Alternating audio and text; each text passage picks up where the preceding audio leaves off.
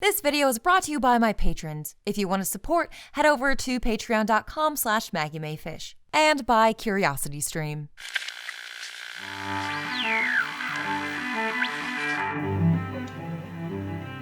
Okay. Okie dokie, okay. Oh, hi! I didn't see you there. You know, sometimes in my circles I hear things like, kids these days are so gay, and this and that. But I always like to remind those old birds that it's not a new thing to be gay. People have been gay for a very long time. The Romans were gay. Rock Hudson was gay. My hero, Mr. Brady, was gay. Gosh, I remember my friend Beth and I used to stay up late at night just talking about things like that. And oh, pardon me, I got lost in the memory. Actually, we can cut that out of the video. Yeah, you can just... I'll show you how to snip it out. Okay, great. Where was I? Oh, yes! So today we're going to be talking about two films that are very gay. So find your Beth and hold her tight as we talk about two films in conversation. So, have you ever noticed how fantasy is really, really queer? But it makes perfect sense.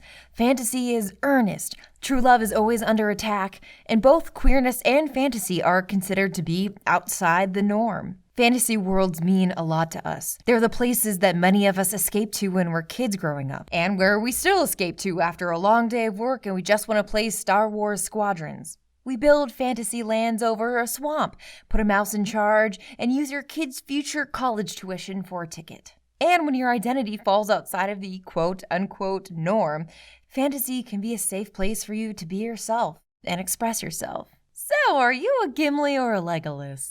I asked two queer media creators and Lord of the Rings enthusiasts to help me discuss. Hi, I'm Molly Knox Ostertag. I'm a graphic novelist. I write for TV animation and a few other things. My biggest series right now is the Witchboy series from Scholastic.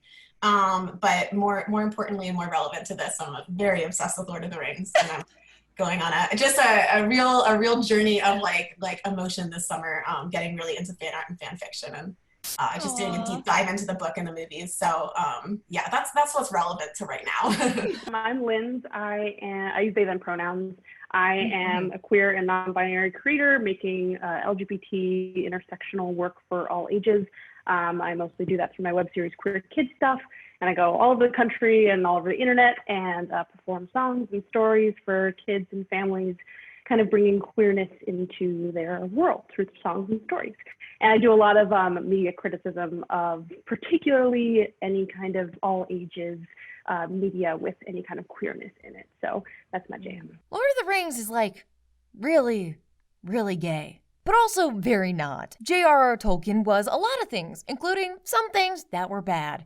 His depiction of whiteness has been covered by more deft writers than I, but I'm going to use that as permission to not exactly take Tolkien's ideas about his own writing at face value. Tolkien wrote the books in the 1940s. The language that we use to discuss gender and sexuality today didn't even exist back then. So instead of simply looking at the words or images on their own, we can look at the relationships and how the characters actually interact with and show affection with each other. That always makes me feel really, I can read into stuff even when it's the author is presumed straight. I'm I still can, you just never know. And you never know what someone's experience was that they did not share with the world, or what they might have, who they might have been if they'd been in a different place or a different time. So it's I've definitely gotten a few online fights about it, with Lord of the Rings, because I think some people are very they do not want their boy story to get touched with romance. Yeah. It's man, this is written so romantically. I can't, it's hard to square how much I'm relating to this as a gay person. You just never know what an author's experience was, and so I feel there's just a lot of room to read into it. At the heart of The Lord of the Rings is, of course, that epic fight of good versus evil. Yes, we love the bows and arrows and the 2001 era Orlando Bloom, but when my dad is sobbing at the end of the film, it's because Frodo is leaving his dear Sam and sailing off to the Grey Havens. Where would Merry be without Pippin? It's where we get the classic alongside a friend meme. This epic fantasy is about love and family and friendship, mostly between men. The storyline that I really resonated with is Frodo and Sam's relationship. To me, it just is this relationship that I feel like I've rarely seen ever in anything that I find immensely relatable, to my own like romantic relationship. I just cannot read them as anything except for romantic. It feels so clear to me that is this really beautiful love story. And I think that there's a lot of different elements of queerness in Lord of the Rings, but that to me, that's like very much the one that I've been just like paying the most attention to and like writing the most fan fiction and fan art for. I'm actually I wrote down a few quotes from people because I wanted to sound a little bit smart in this video. Prepared, I love it. My buddy, Anthony Oliveira, who is Mea Koopa on Twitter, has this really good tweet that I just like have saved because I love it, where he wrote, Tolkien is profoundly disinterested in war, except as a backdrop for men to love each other as fumblingly as they can manage. And there's just... I just got chills, actually, when you said that. And not to be like, let me script note The Lord of the Rings, but if it's a story about friendship and love, I feel like it already has a lot of great examples of friendship. And it's a little lacking in the love department. That's definitely not to say that stories shouldn't celebrate friendship, nor do I want to discount people who might be aromantic or ace who look at their relationships and get meaning out of it not being explicitly romantic. And I think that's a totally valid reading of The Lord of the Rings. But for those who do see a queer relationship between the characters, it makes sense because high fantasy often goes with the most dramatic choice. Bad guys aren't just bad, they're evil. It's not just the Shire that's in trouble, but all of Middle-earth. People are not just infatuated, they're in love. In following those fantasy tropes, there's space to look at Sam and Frodo's relationship as that of a romantic couple. Story-wise, it helps flesh out why Sam is ready to risk it all and carry his loved one up the mountain when he's unable to carry himself. I mean, I've always loved these like epic fantasy like adventure stories, putting myself in these worlds. Like it's always like the thing that I gravitated towards when I was a kid. I mean, like I loved Harry Potter, R.I.P. J.K. Rowling, the whole other conversation. I was growing up when the movies were coming out, when Lord of the Rings movies were coming out, and I really like followed them and went into the theaters for them. I never ended up reading the books for some reason, even though I was like a huge bookworm as a kid. And then I saw that Molly was tweeting about it in quarantine, and I was like, oh, like I haven't watched the Lord of the Rings trilogy in a really long time. And so I like binge watched it one night, like all 3 movies, which is in like one day, which is like a lot. And how you got to do it. Like, you got it. I know, you got to do it. And I just like, I was watching like Frodo and Sam, and I was like, why aren't they lovers? Like, why isn't that a thing that's part of this story? And the fact that like it actually, from just like a storyteller's perspective, it would raise the stakes more in this like epic adventure tale for them to like actually be named as lovers.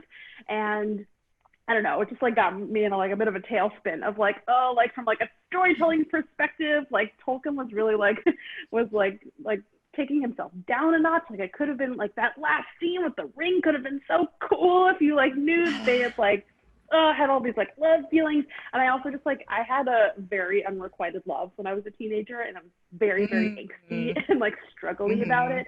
And so I feel a lot of that like angsty like tension. I could really relate to that when I was that age. As great as the Arwen triangle is, it's really the only official love story between the main characters. The rest of the relationships hover between friendships and homoeroticism, but never actually make it to the landmark of canon love story. There feels like an imbalance, and because most of the characters in the film are men, that love imbalance happens to be gay. The Aragorn triangle also parallels the Sam-Frodo-Smeagol triangle. And in an example of gay but not gay but is gay, Smeagol refers to Deagol, the hobbit he first stole the ring from, as his love. Is that Deagol my love? Which is both romantic writing and also explicit textual love between 2 male characters. Because these are the 2 prominent relationship triangles in the text, they implicitly shed light on one another. One is between a man who has to flee his homeland because of his identity, a woman who cross-dresses, and an elf lady. Pretty self-explanatory. The other is between an outcast who was involved in a romantically coded relationship in the past, a protagonist who doesn't seem too interested in the traditional romantic relationships, and his loyal best friend who will do anything to help the hobbit that he loves. The world of Lord of the Rings is so immersive, and there is this lore and this backstory. Dude invented so many languages and so much history. But like to me, the the really shining points of the story, and like especially rereading the books, the things that I can tell he loved writing the most, and I can tell just sort of like get the most love and attention, are these really tender, really small moments between Frodo and Sam, with Gollum, with Gimli and Legolas, with Merry and Pippin. Like you can read it in all these different ways, but it just to me is this story about like very big events as a backdrop for this like really intimate like vulnerability, and that like we see these like especially male characters expressing vulnerability in ways that is so refreshing and so different than most work, in a way that like makes me as like a woman like really relate to them and like feel like I can really put myself in them and understand them, because they just are sort of freed of like something that like a way that a lot of male characters act. This reading means a lot to queer people who already have slim pickings when it comes to depictions of same-sex love, let alone in blockbuster genre pieces, which are usually crafted to be as cishet as possible. Someone just sent me an article. I have like a side Twitter account that is like only Hobbit content. And so people send me a lot of stuff on there, which is like just wonderful. But so like when they were shooting the movies with Sir Ian McKellen, who's like an out gay man and was out as the movies were being shot, and has been like this huge advocate, he would like coach Frodo, or Elijah Wood and Sean Astin, to sort of like play certain scenes more romantically. And I think there's like the specific one is like Frodo wakes up in Rivendell and Sam rushes to his side and holds his hand and then kind of like blushes. And it's like, that's in the book. That is like textually, Sam runs up and then like grabs his hand, he like blushes and turns away and is just like overcome. And I think it like wasn't in the script. And Ian McKellen was like, as a gay person, this moment mattered so much to me. Like it could be taken as one thing, but I took it as something very personal. And so he like helped sort of like bring that back into the movie. Here's another example of an artist interpreting the work in a way that meant so much to him, taking the actual text of the work and adding layers to the characters, both by staying true to the text and by including his own point of view. With like an adaptation, it's so interesting because it is in some ways Peter Jackson's adaptation and Fran Walsh's adaptation, but then there's all these other people who were involved. And so it really means that there are so many people who got to be involved in the making of the movies. And so there's and like a bunch of those people were gay. And so of course there's just like more voices getting brought in. And that's pretty exciting. Yeah, the more people who are like marginalized who are working on something, the more you can like sneak things into places like where the studios maybe like won't be like keeping their eye on to like push through the gate. Even within the fantasy realm of The Lord of the Rings, hobbits are coded throughout as an other or outsider when compared to their fantasy counterparts of wizards, elves, and men. Them being hobbits almost like gives them permission to be more vulnerable because they don't have this like, like what a man needs to be placed upon them. There's like a school of thought that they're kind of like coded as women, which is just interesting, just in the way that they are dismissed and like treated as like not very powerful. They're never expected to like pick up weapons and go to war. And when they do, they sort of have to like Merry has to disguise himself along with Eowyn in order to be allowed to go into battle. Like, and they never call themselves men, like the hobbits don't. Like that is specifically a word for humans, and like they just call themselves hobbits. Maybe lads, like but that's all. And it's I'm like, that's a gender that I can inhabit and like really put my heart into and feel like this character is also me. The whimsy of fantasy invites your own analysis and meaning, and especially in epic fantasy, which deals very much in the larger struggles of humanity, like love and war. And looking at the Lord of the Rings epic through a modern lens, queer love acceptance is one of the epic struggles of this last century. Return of the King was released in 2003, and it wasn't until over a decade later, in 2015, that gay marriage was legalized by the U.S. Supreme Court, in a decision that struck down same-sex marriage bans across the country. All the relationships are written as romances in that story. They are written romantically, even if they are friendships or like siblingships. Like they still are just written with this level of like poeticism and drama that is so beautiful. And I really love romantic movies. I love watching rom-coms and dramas. Like I really seek that stuff out. That still is like a much more relatable and tender and real feeling love story than most of like when people set out to actually make a romantic story. So Lord of the Rings is like really gay, but also definitely not. But kind of totally is. But what if it was? Let's switch these gay gears and talk about the old guard.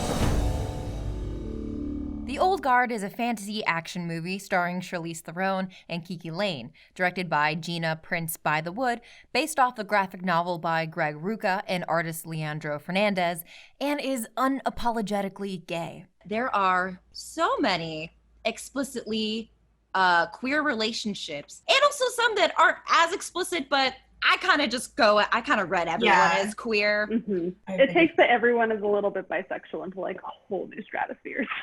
Yeah. It's about a group of centuries-old warriors who can heal themselves and use their vast experience to help people throughout time. I don't want to give too much away because I do think you should see the movie for yourself, but luckily the characters being explicitly gay is not a spoiler. It's just who the characters are. Andy, played by Charlize Theron, has a long-lost lover. Joe and Nikki are immortal lovers who met while fighting during the Crusades. Niall is dealing with the revelation that she herself is immortal and grappling with how to tell her family who she really is. The textual queer relationship is between Joe and Nikki. Joe and Nikki. Both from the Crusades, and they like which I love. Line that I literally stood up and like spun around because it made me so happy, where it was just like, there's just like, yeah, we met in the Crusades, we were enemies, we killed each other a lot of times, like we kept killing each other and coming back to life, and then like eventually they were like, I think I'm in love with you, and they have just this incredibly it's just like, it's this beautiful, very textual, very, I also just love that they're together. It's not a tension. It's not a will they, won't they. It's like, no, we've been married for centuries. And like, we have been fighting side by side for centuries. I have seen you die thousands of times. And like, I still love you so much. There's something in it that is so beautiful and like, I've never ever seen before.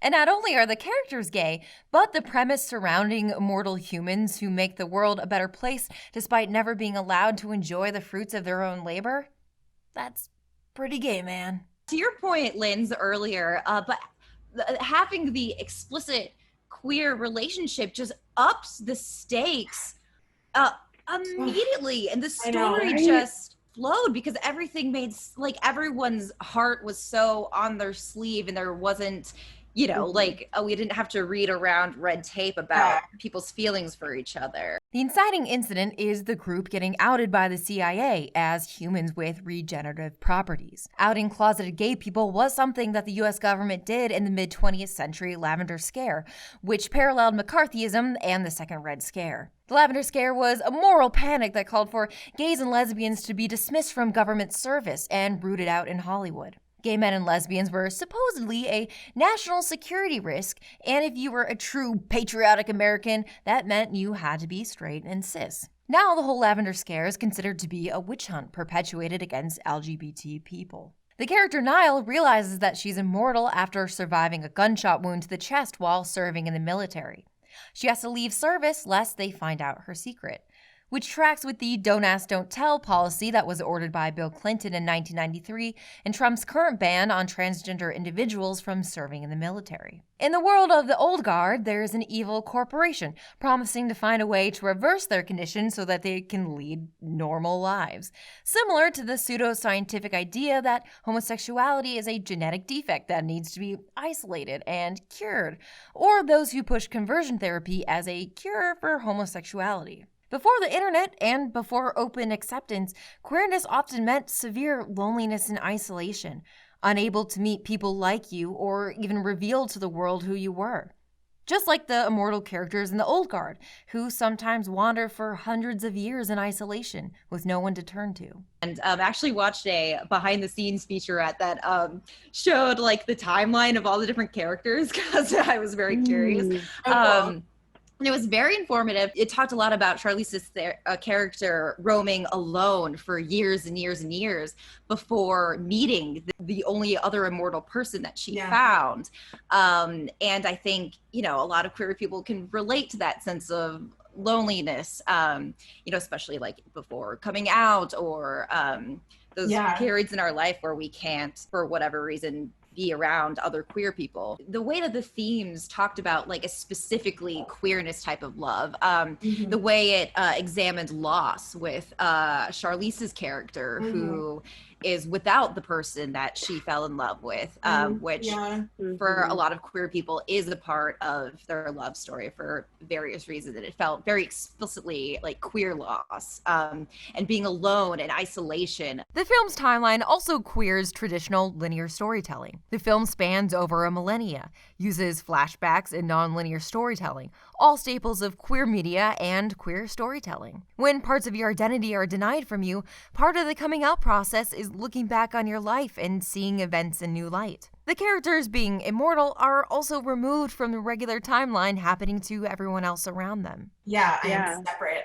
from society, and I'm somehow pulled out of like the time stream that's happening to everyone else until you find those people that are in it with you, and then it is like this incredible like found family moment. Queer culture often involves going back in time, questioning and interrogating not just your own past, but the hidden and erased details of queer history. And while the framing of the film and the characters all lend themselves to a queer analysis, the film also portrays homophobia and queerness unashamed in the face of homophobia, especially in this scene between Joe and Nikki. What is it, your boyfriend? There's a scene where they're captured, and that speech that he gives about, because one of the people who captured them derogatorily, he calls him his boyfriend, and that's such an integral part of a queer person. Your love relationships always being downgraded or tried to be justified through like a heteronormative point of view, but it's the same. It's not my boyfriend. Like, he's the person that I, is my whole life. Kiss still thrills me after millennia.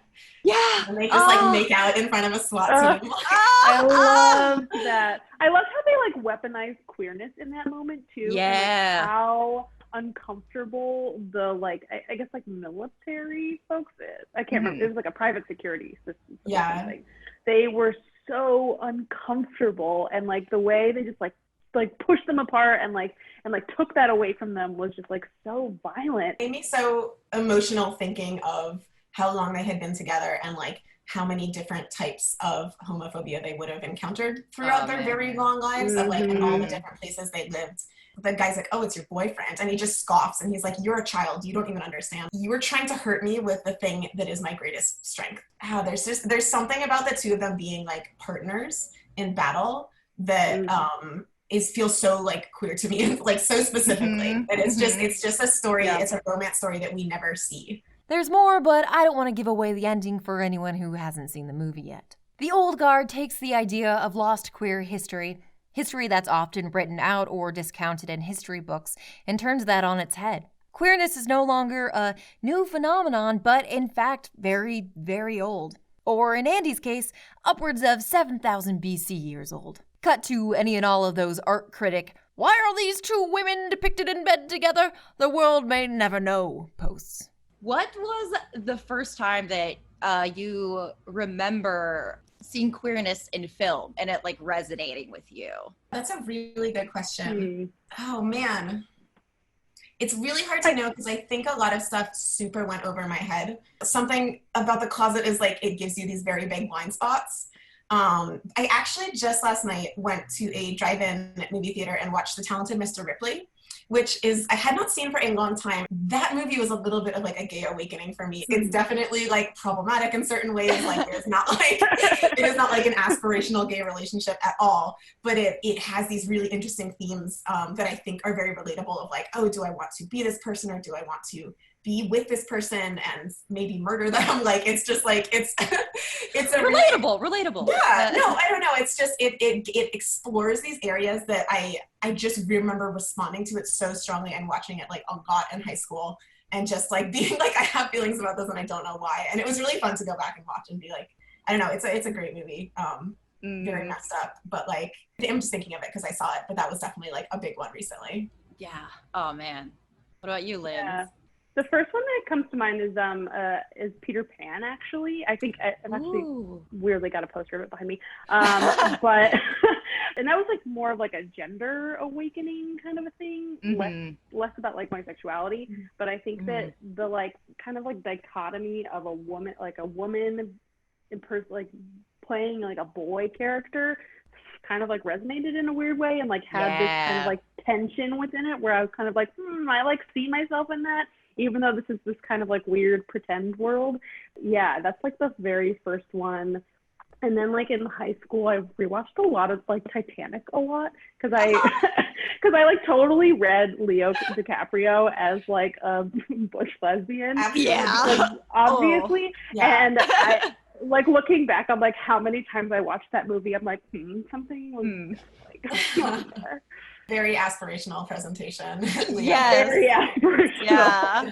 I remember things that were more upfront, like watching like Rent, like the movie of Rent or something, and just being like, I was like, this is just a little too obvious for me right now. Like I can't quite engage with it, but it's so fun to go back to Lord of the Rings now because I'm like, there was this story that I was responding to very deeply that I did not know I was responding to yet, and to go back as an adult and be like, oh, it's really there. Like the story that I don't know, but it's there, but it was unspoken enough that I still felt really comfortable like getting into it as like a younger person. That's the kind of queer stories that I want, that are not trying to be straight stories with two characters of the same gender, but that are showing like the actual nuance of queer relationships and like actually kind of like telling a different story. When a society is so concerned with hiding something, as Western society was so concerned with hiding queerness until very recently, it can have the opposite effect, where suddenly everything is implicated in that denial. Like when someone tells you not to think of a hippo, and then of course the first thing you think of is a hippo. Tolkien wrote The Lord of the Rings in the mid-20th century, when mainstream writers were not allowed to openly talk about homoerotic feelings or relationships. His use of high fantasy as metaphorical, non-literal storytelling shares similarities with the poetry of Hart Crane. Hart Crane was a gay poet who published his modernist epic The Bridge in 1930, around the same time that Tolkien was writing The Hobbit. In the book Hart Crane and the Homosexual Text, theorist Thomas Jüngling discusses Crane's characteristic tropes of anacoluthon, chiasmus, and catachresis as central to interpreting his work. Anacoluthon is a sentence or construction in which the expected grammatical sequence is absent. For example, while in the garden, the door banged shut. Chiasmus is when words, grammatical constructions, or concepts are repeated in reverse order, in the same or a modified form. For example, poetry is the record of the best and happiest moments of the happiest and best minds. And catachresis is the use of a word in a way that is not correct. For example, the use of mitigate for militate. From a traditional, educated point of view, each one of these tropes would be considered an incorrect use of the English language. But Crane used these non-literal or incorrect figures of speech to express ideas and emotions that writers were not allowed to express in a literal way at the time. Ideas and emotions that society considered incorrect. You weren't allowed to describe being gay, so you had to use double meaning, or purposely use the wrong words to disguise your meaning. And what is fantasy but a non-literal genre that bends reality in a way that is considered incorrect? When you add in Tolkien's love of poetry, wordplay, riddles, and translating meanings from one arcane language to another, it's pretty hard to deny the validity of a queer reading of his work. Stories that have reverberated throughout time speak truth to the human experience, and The Lord of the Rings is no different. While some stories may not explicitly or literally speak to your particular experience, you might be able to find that meaning somewhere right beneath the surface or between the lines. We can fall back on conventional, traditional interpretations of stories as if they're dusty relics stuck behind glass in a museum.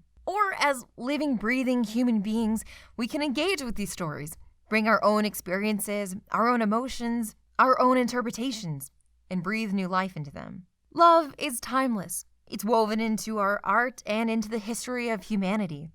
And since queer love is just that, love, it too is a tale as old as time. Speaking of great works from great people, you should go check out all the amazing creators over on the streaming service Nebula. It's a platform where creators don't need to worry about their queer videos getting bumped in the algorithm, and where you don't have to worry about gross things like ads. On Nebula, you'll find creators like Jordan Harrod, who makes incredibly informative videos about science and technology, which always give me a serotonin boost. Or Kat Black, who I watch every week and has the best thumbnails of any YouTuber, hands down. And Nebula has partnered with CuriosityStream, the streaming service with thousands of documentaries at the tips of your fingers. Documentaries like The Worlds of Philip K. Dick, which explores his sci-fi novels and the films inspired by them. If you sign up for CuriosityStream with my link below, you'll get a free subscription to Nebula. And now you'll have something to occupy your time instead of wistfully staring out a window waiting for content to walk into your life.